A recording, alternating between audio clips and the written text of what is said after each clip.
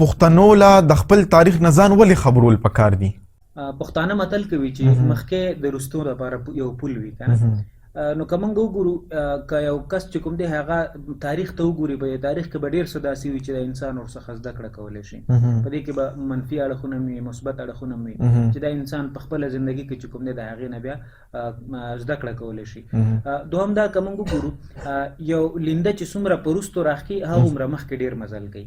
یو قوم که غواړي چې په مخکې لاړ شي، ترقي وکړي، هغه د وروستو خپلې جرړې وګوري، خپل تاریخ ته خپل تاریخ دی وګوري، خپل عنعنات دی وګوري، څه شوي دي هغه دی وګوري. د دې یو ښکاره مثال چې دی نن اسرائیل دی، هغوی چې کوم ځان ته قبضه کړې ده او ځان ته یو سټیټ جوړ کړی دی، د دې جوړښت چې کوم دی دا تاریخ په بنیاد دی، د یوې ژبې په بنیاد دی.